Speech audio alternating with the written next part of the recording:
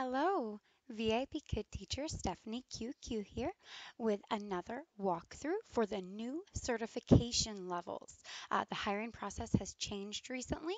Rather than taking a Mock 1 and a Mock 2, you will only take a Mock 1 and it is half the length that it was prior, so you'll only be teaching half a lesson.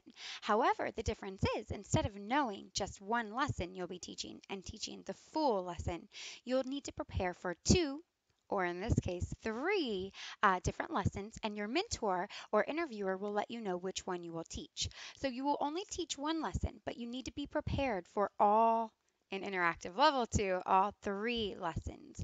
In beginner level 2, the static lessons, just two, and in intermediate, also just two lessons. So interactive level 2 is a new curriculum. It's been out for several months now, and it's gone through some adjustments and some changes. These half lessons you're teaching now are actually already updated. So when I teach these lessons, they're a little bit different. But these are called interactive lessons because the student can actually do different functions on the screen. Rather than only being able to use their mouse to circle or to draw lines or underline, now students can drag and drop different images or different words to the correct position to demonstrate their knowledge. So it's a little more fun for the students. Most of them enjoy it quite a bit. You can turn the child's mouse off if it gets a little too hectic. Sometimes there's unlimited drag and drop, so they might be dropping, 30 pandas if you don't stop them. But most students don't do that, so you don't have to worry about it too often. But anyway, there are three lessons that you'll be preparing for interactive Mock 2 or interactive level 2, Mock 1, only one mock now. So this is the first of the three. It's called My Friends and I. It's level 2. These are beginner level students, but it's Unit 5, Lesson 7, meaning most students have started at Unit 1 or possibly Unit 4. Some that have a higher ability will start Unit 4.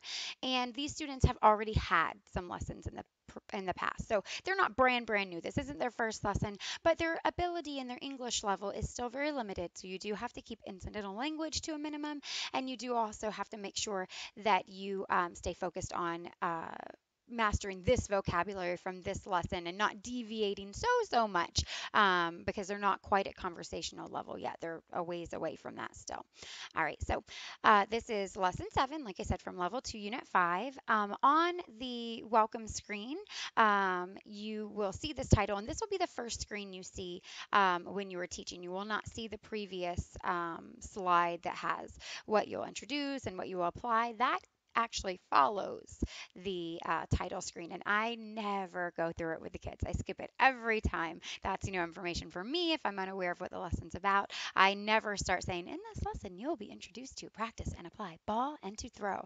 Never ever do that. They're going to look at you with wide eyes and probably start scribbling all over the screen because they're bored. They have no idea what you're saying. These are little kids, maybe 5, 6, 7 years old usually. It's based on ability, not age, but typically that's the age range. So this first slide, just skip it. Go ahead and make sure you have your PDF file open so you can follow along. So skip that one completely. We'll begin on the introduction slide. I also skip the reward slide because I do my own digital rewards, so I'll be doing that today. But you are welcome to use the reward slide. You're able to jump back and forth to this reward slide with the new interactive lessons. Previously, you'd have to type in to go back to the reward slide or have it printed out. But with this one, you can actually do a quick jump back and forth to the reward slide. So you're more than welcome to use this reward if you would like to. I think today, what reward will I do? We're doing toys. Let's see, maybe I will do a build a robot reward. I like this one a lot. So that will be my reward system. I'll introduce it on the title slide. Like I said, I do not go over it on the toy or on the reward slide. I just skip that toy reward slide completely. All right, so let's go ahead and begin. I'll begin the walkthrough. This is the first of the three walkthroughs I'll be making. So in this one, I'll kind of discuss what I'm doing a little bit more than I will on the consecutive ones, just for the sake of time, so they don't take so long. So watch this one first. Well, you're probably already watching this one first, or maybe you're not. But this one will be a little more informative of how these activities are working.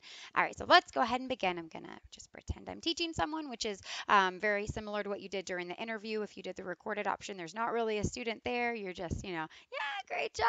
Oh, let's try again. All right. So, hello. My name is Teacher Stephanie. What is your name? Very good, very good. Nice to meet you, Alan. Nice to meet you. Hmm, Alan, how old are you? Hmm, good job, good job. I am 6 years old. Very good sentence. Good sentence. Hmm. Alan, how do you feel? Hmm. Actually, typically, how are you would be the sentence structure there for L2. With L2, I usually stick with how are you. With my older students, I start teaching them how do you feel, only because how old are you and how are you are very similar. So the students will often confuse the two. If you say how are you, sometimes they'll say I am 60 years old. So with my older students or my regular students in level 2, I've taught a while. I always say how do you feel? But for the sake of consistency with your mock, you probably want to say, how are you? So I apologize. So I would say, how are you? And then I'll usually use some sort of visual to show them. So I've got little emojis that I can pull up using Manicam. I've seen people that also use physical emojis or even just drawing or pointing to your own face. Hmm. Are you happy? Yes or no? Very good, very good. Are you sad?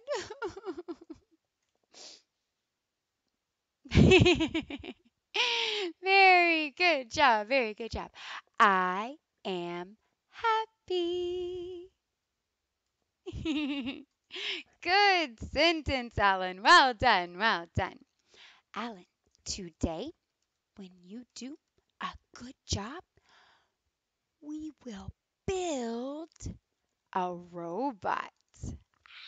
Robot. Are you ready?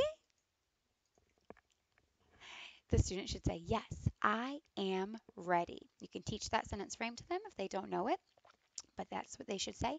And then often they'll also say, let's go, because many teachers have used that previously. All right, so as I said, I'm going to skip the next slide completely. I'm not going to go over the reward system because I'm not going to use that reward system. If you were, you would introduce it the same way I just introduced the build the robot reward, pretty quick and simple. The child might honestly not get it right away, but they know something's coming and they catch on very quickly once you start rewarding them. They're like, oh, I like this. I'm going to learn this. All right, so I'll go right to the next slide. I underline a lot. So on this slide, I would underline ball initially, and I'd probably underline the B and then the all. That way, the students have learned the initial sounds and have learned the spelling patterns or the rhymes at the end of the words as well. So b all, by underlining that, I can segment it for them between the sounds without even saying anything. And typically, the student will think, ah, especially if you've taught them a while and they're trained in that thinking, they'll think, okay, b all instantly. Hmm. What is this? Ball. Very good. B all. Ball. This is a ball. Good job, Ellen. Well done. Well done. At this point, I circle the girl on the screen. She is a girl. Her. This is her ball. Oftentimes on the screen next to the female, or sometimes it's a woman, sometimes it's a girl, I will write her. So I've circled the girl and I've written her with just using my mouse or, touch screen. People can use their fingers as well. So this is something they've already learned boy and girl in a previous lesson, but now they're learning the possessive pronouns. They're learning her, his, theirs, things like that. So I like to go back to what they know. This is a girl, she is a girl. They've learned she. And now her, okay, something belongs to she, to the girl. It's not this is she ball, it's this is her ball. So I'll often, I'll bring back that sentence they've learned. All right, so now I'm circling the boy. He is a boy. His. Yes, well done, well done. This is his ball. This is his ball. Again, I've written his. I've circled the boy in the picture. I've written his next to him. That way the student knows we're now talking about a boy. It's not this is he ball. It is this is his ball. All right. So you can say whose ball is it to check their understanding. Clear your screen completely. There's a clear button. Clear your screen completely. And then circle maybe the girl. Whose ball is it? Yes, it is her ball. Well done, Alan. Here is a star. Hmm, which robot head do you like? Number one, number two, number three. Kids usually pick number three. It's the cutest one. But my boys sometimes will pick one or two. All right, so we're going to go with three. Suna has picked three. Good job, Ellen. Well done. Well done. All right, so now we're looking. Hmm, what is this? This is a ball. Now, I've already checked the understanding on the previous slide with the girl, so I'm going to check the understanding with the boy and make sure he's remembered his. So I'm going to circle the boy. Hmm, whose ball is it? Yes, very good job. His. They'll probably, possibly, I shouldn't say probably, instead of saying it is his ball, they'll possibly just say his. They've recalled that word. The whole sentence is a bit much. So if he says his, yes, fantastic job. You've learned, you've remembered. And then we'll go for the full sentence. It is his ball. Yes, perfect job. Sometimes with the advanced students, the interactive lessons are they're made to begin simply and give a lot of room for expansion.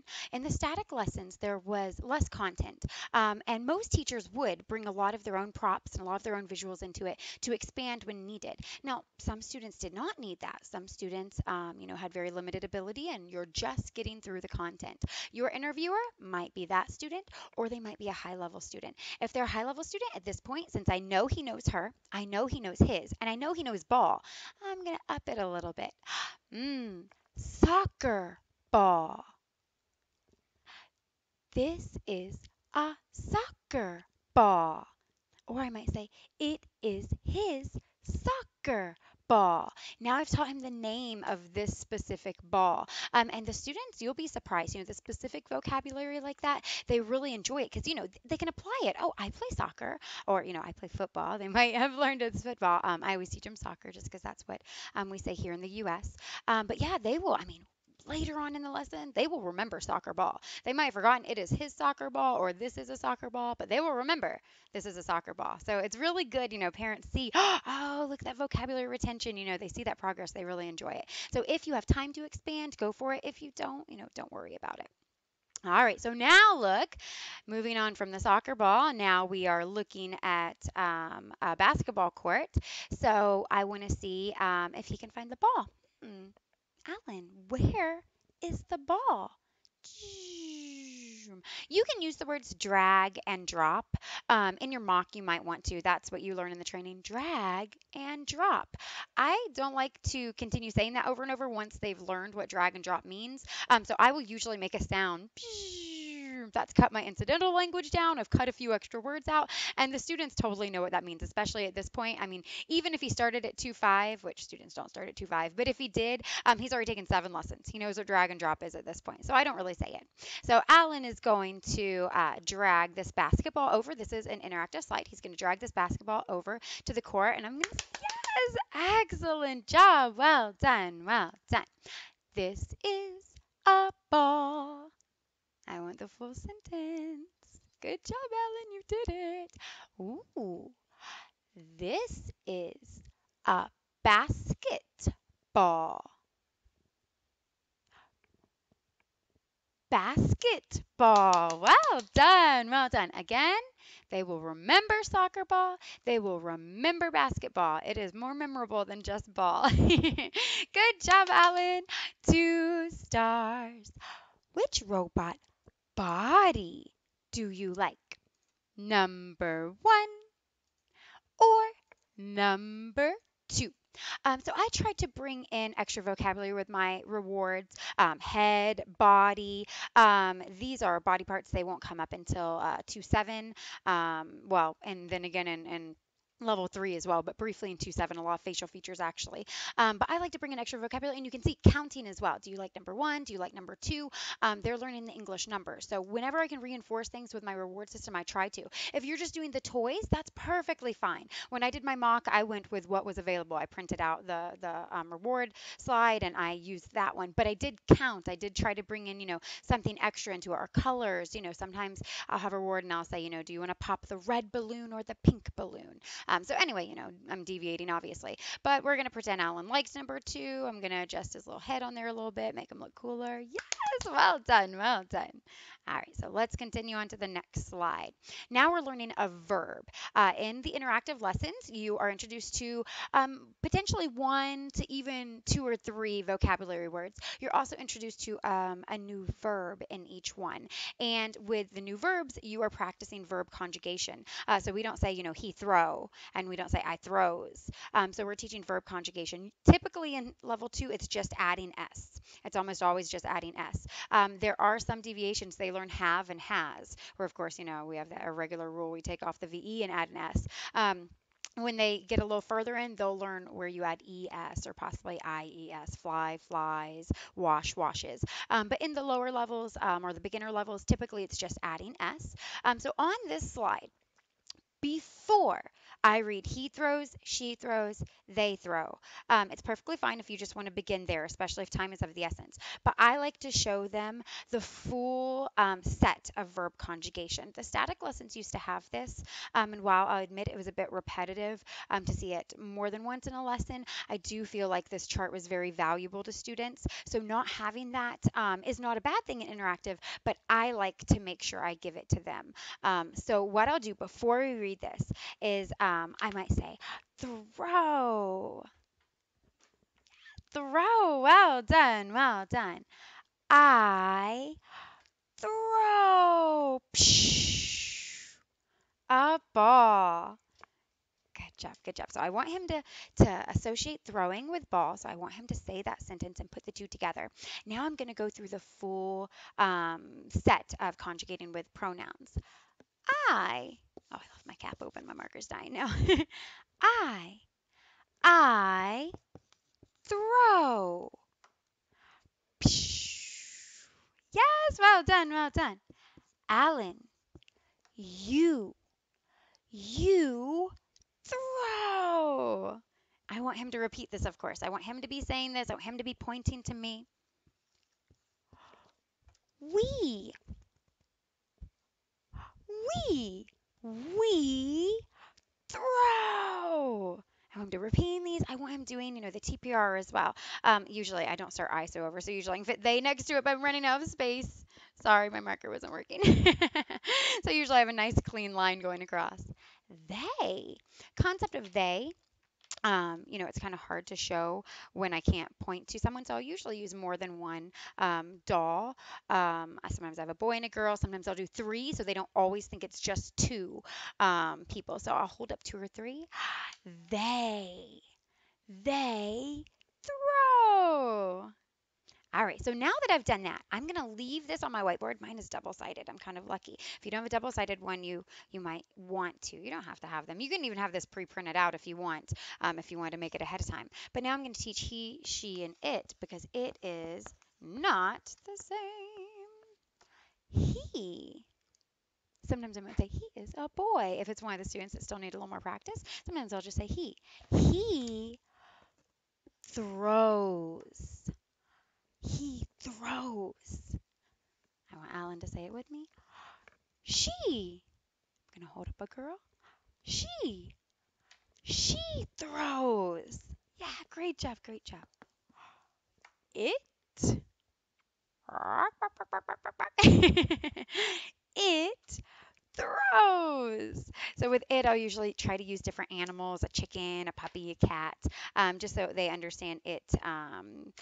If it's it throwing, it's going to be an animal, though even that would be rare. It's not going to be a chair, it throws. But with other verbs, I might use, a chair or something.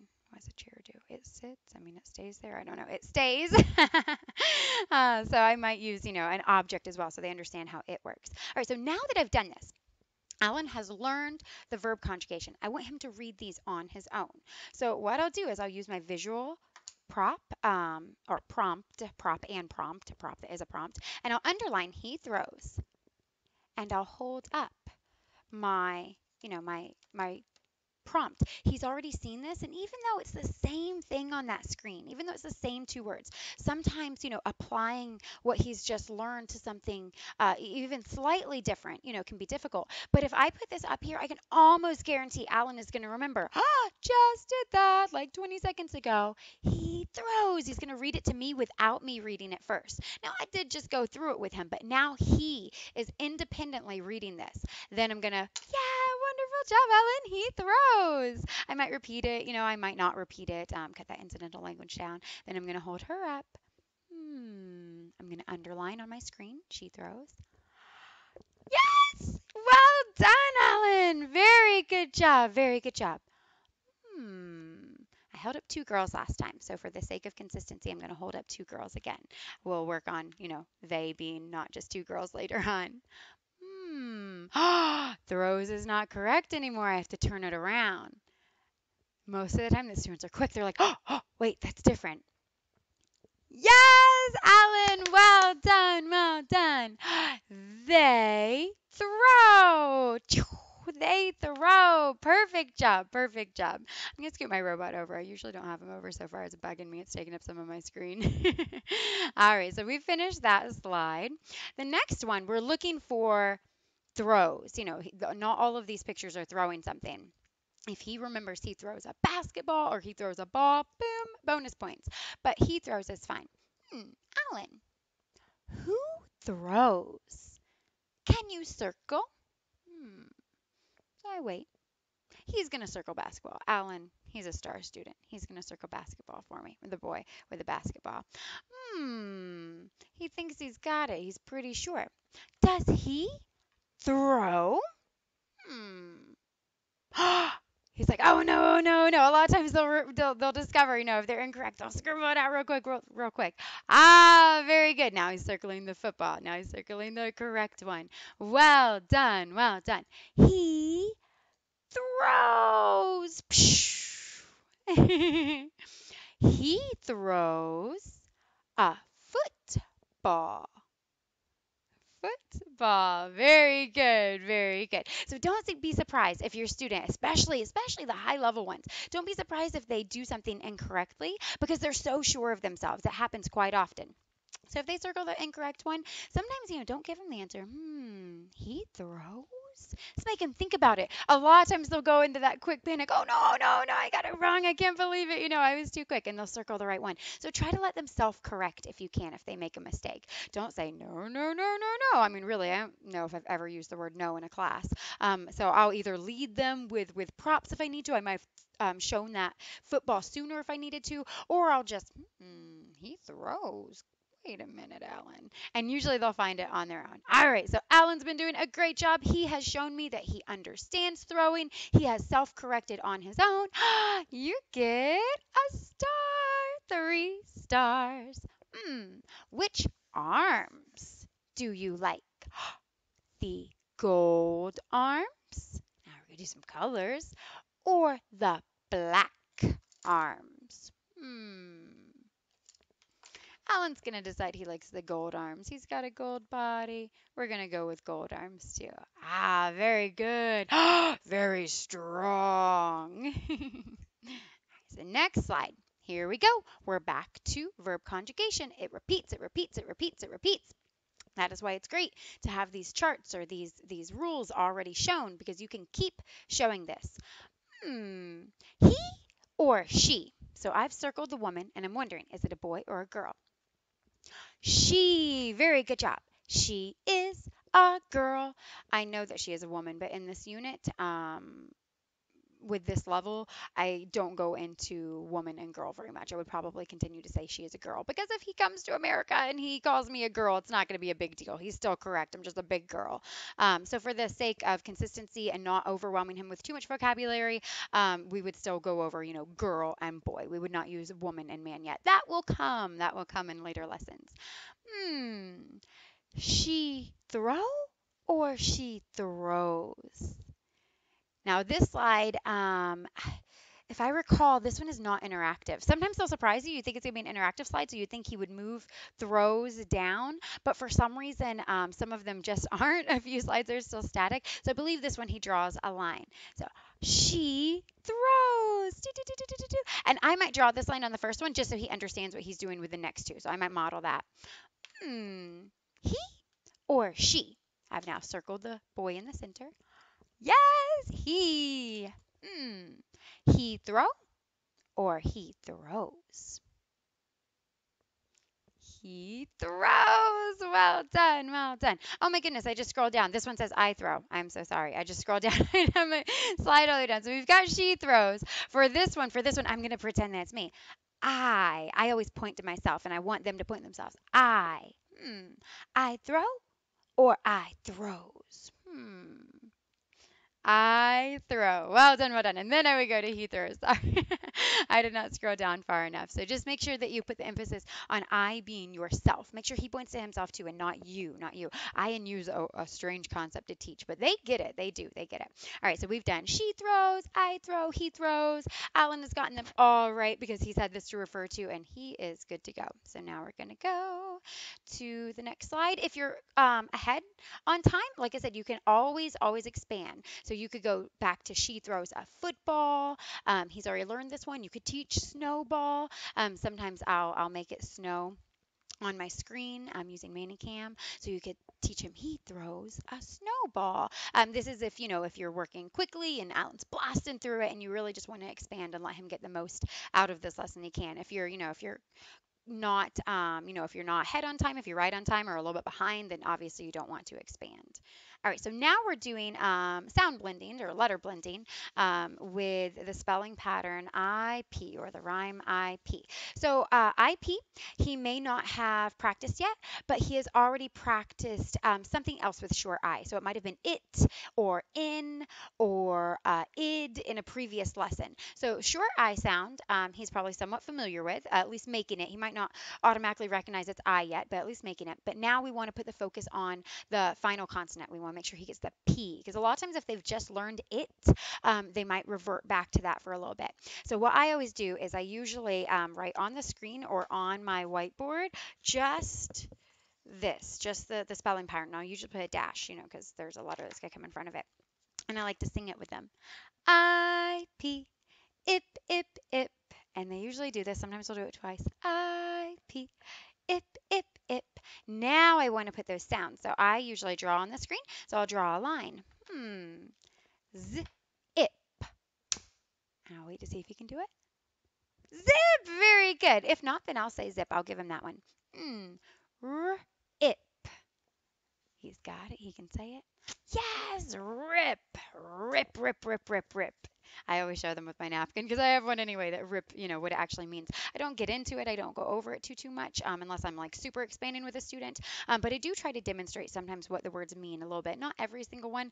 Some of them are nonsense words anyway. But if there's a quick meaning and I can demonstrate it a little bit, I do because they will study this later with their parents. And their parents will be like, oh, that means, whatever the Chinese word is. And that's not, the lesson goal. That's not something that they're going to be quizzed on. But it's when you might get to rip in a future lesson, or they want to apply it to something, they've got that little bit of pre-knowledge or schema, to look back on just to make it click a little faster. So I'll try to do that when I can when there's time, but I won't do it with every single word. So the next one, sip. I've drawn my line. This one I probably will too. I don't have a glass of water because I'm not actually teaching. I always have a glass of water, so sip. And I'll get them to say it again. And sometimes it's more fun to repeat it when they're looking at something with it anyway. And then the last one, I'm not going to stand up and show them my hips. Who knows? You might think it means leg or side or body. So I'm not going that far, but we'll just do hip. Hip. Very good job, Ellen. Well done, well done. Here's a star. Which robot legs, and I do show my legs a lot because they like learning about legs do you like? Number one, number two, number three. Number three. Very good. Ah, your robot is tall. Tall. Not a word that he's learned. That one comes in another level two lesson a little bit later. But I always, if I can give them a little bit more, I'll give them a sentence. All right, so we're on to the last slide. This is when we want to see if he can use what he has learned slightly conversationally, independently. Hmm, what do you see? I don't want to give him a structure to answer right away. I don't want to say who throws or who throws the ball. I want to see what he comes up with first. He might circle and say, this is a ball. Boom. That's one of the ones we did. He might circle and say, this is a family. That's the previous lesson. He's showing me knowledge he's already learned. That's amazing. He might say, she throws. He might say he throws. I mean, really, in this one, who did throw it? I think he threw it, but really it could be either of them. So you could use any of those sentences. See what Alan can do independently on his own, and then either congratulate him. Amazing job, Alan. So smart, so smart. Congratulate him because he's done a perfect sentence, or correct it. Maybe he says, he throw a ball. So I'm gonna go back to he throws a ball. I could also expand. I could circle the man and the woman. Ah, they. They throw. They throw a ball. Yeah, so I'm going to see what he can do, and then based on his progress and what he shows me with his ability, I'll expand a little bit. I'll just congratulate him. I'll correct if needed and have him repeat it back. And then that's the end of our lesson. So I'm going to say, well done, Alan. Well done. You earned all 5 stars. Do you like the robot cat? Meow, meow. Or the robot dog? Ruff, ruff. A lot of them pick the cat, but a lot of them pick the dog too. We're going to pretend you picked the dog. Excellent job, Alan. Very well done. You earned all 5 stars. I will see you next time. Goodbye. Goodbye. All right, I let Alan say goodbye to me. I quickly turn off my camera. I type my feedback in between classes really quickly because I don't like it to get behind. And hopefully, Alan is left on a super happy note. He's super proud of himself. He knows that I'm proud of him. And he's had fun, with his reward system, building a robot. Mom is pleased that he's learned all this extra knowledge. That was not necessarily in the lesson. And a lot of times I'll do review. A lot of times there will be something that's review too. So she knows, that I'm recalling what he's done previously and all that good stuff, all that good stuff. So hopefully, the lesson has gone wonderfully. Alan's super excited and wants to book me again. That's always the goal. Regular students, I have a lot of regulars. So that's always my goal, to retain my students and fill my schedule always. All right. So, this was the walkthrough for interactive level 2 with the new certification center if you are new in the hiring process. So again, this is only half a lesson. This is not a full lesson. These slides, there are 12 slides, but that's including your intro, and that is including your welcome slide, and that's also including the little bit of information before, which you are not going to teach. So really, it's only 9 or 10 slides, depending on whether you do the reward system or not. Each slide should take about a minute, but lessons are usually 25 minutes long. They can go to 28 minutes long, a full lesson, if there are any IT issues on your end or on the student's end, or if they come just a few minutes late, or sometimes they might just need an extra minute or two, or your goodbye might take an extra minute if it's one of your favorites. Maybe they want to show you something when they begin. They always have cute things to show you, maybe pictures of you, really adorable stuff. So this lesson should only take about 12 and 12.5 minutes to get through. That's a little more than a minute per slide, so that should be easy to attain. And if it took up to 14, that would be allowable. That wouldn't be a big deal. Going up to 28 minutes would be fine in a full lesson, 25 to 28 minutes. You don't want to go beyond that. Most teachers teach back-to-back classes. If you're potentially late to your next class because you've taken too long, you can risk a teacher no-show. If you don't have a class that follows, you can set up unrealistic expectations for parents and students thinking, oh, I've got 35 minutes to finish this lesson. Most teachers do teach back-to-back, so most teachers cannot do that. So they are sold a class, a 25-minute long class that can go to 28 minutes. So for this half lesson, about 12.5 minutes would be your goal to try to get through. Now, on this one, obviously, this is like 32 minutes at this point because I've been explaining so much. If you watch my next two interactive L2 lessons, I'm not going to go into all of this discussion. I'm not going to explain what I'm doing very much. I might, use my TPR to, show you that I'm asking the student to circle, but I'm not going to talk about them so much. That way you can see a more realistic goal and getting about a minute per slide. So you can do that yourself when you're practicing. What helped me a lot was recording myself, timing myself as I recorded, and then watching that playback and making improvements as I could as I went along. So I think that's about everything I can tell you. If you would like one-on-one assistance, I help lots of referrals get hired and start teaching successfully. I won't abandon you after you're hired. I'll keep helping you. Some referrals I help, a year later, I still answer questions. So if you would like that one-on-one assistance, or just if you appreciated this video, I would appreciate if you added me as your referring teacher if you're not already working with someone. There are directions down below that go over the way to add me through email if you've already started the hiring process. And those are still good. You can still use those. But I think with the new certification center, they've actually made it a little easier. I believe if you go to your teaching portal and you go up to, it says teacher profile or teacher account, I believe you can add me directly just by putting in my code. My code's below. It's Steph0118. So I believe you can do that.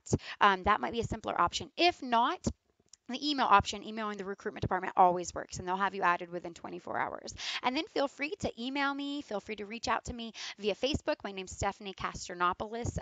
You can see the spelling. I'm not. It's really long. It's 14 letters long. But I'm the only one, so I'm very easy to find. And like I said, I've got a Facebook group dedicated to my referrals. I add extra resources, YouTube videos, but I make a lot of like prop lists and PowerPoints, a lot of different documents as well. To help you through the hiring process and beyond and after you're hired. So if you'd like to do that, I'd appreciate it so much. I do receive a one-time bonus, but that's it. It's not like an MLM or anything. I'll receive a one-time bonus if you're hired successfully and you teach. If you're not hired, if you just decide you're not going to teach after you get the job, then I receive nothing. But I do appreciate it. It takes, a decent amount of time to make all of these videos and to prepare for them and to help referrals one-on-one. So I do appreciate it. And if you don't want to do that, if you're already working with a teacher, that's absolutely fine. But if you could subscribe to my channel, I would appreciate that a lot too. And then that'll help you keep up with some of the resources I make too. I make how-to videos and things. So that will also help you. But other than that, I think that's all I can tell you. Lots of luck with the new certification center. If you fail, you do not have to begin the process all over again. With the previous hiring process, you took Mock 1 and you could be hired. You could fail and be done completely, or you could pass but need to show a little more of your skills and be asked to take a mock 2, another full lesson, another 25 to 28 minutes. With the new certification center, you can reattempt this multiple times. I've seen referrals pass on their first attempt already, and I've seen many pass on their second attempt. So don't be frustrated if you don't pass the first time. I think sometimes they want to give you some feedback and see, can they apply it? Can they adapt? Can they improve? Because teaching is always a learning and growing process. They want to know that you're going to be better this time next year than you were this time this year. And I know I am. After 18 months, I watch my old classes and I'm like, oh, they're a little bit painful. I don't know how I recruited regulars. I don't know, but they came back for some reason.